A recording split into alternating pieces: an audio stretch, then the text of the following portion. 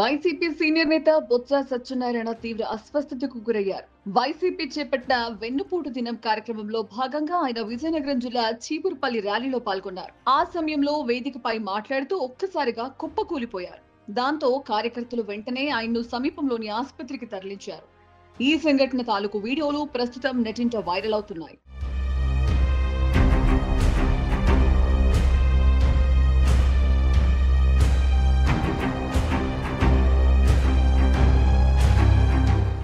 Botsa Satyanarayana Andhra Pradesh Congress committee అధ్యక్షుడిగా పనిచేశారు.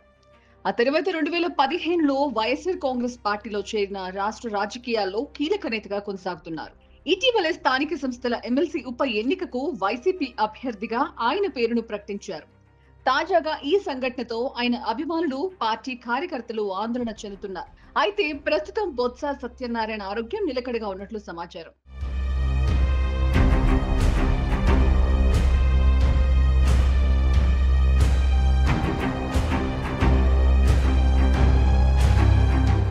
అయితే బొత్స సత్యనారాయణ ఆరోగ్యం బాగాలేదని చెప్పినా వైసీపీ అధిష్టానం ఒత్తిడి మేరకే ఆయన వెన్నుపోటు దినం కార్యక్రమంలో పాల్గొన్నట్లు సమాచారం. ప్రస్తుతం బొత్సకు ఉన్న ఆరోగ్య సమస్యల కారణంగా మెరుగైన చికిత్స కోసం ఆయన్ని విశాఖ ఆసుపత్రికి తరలించినట్లు తెలుస్తోంది.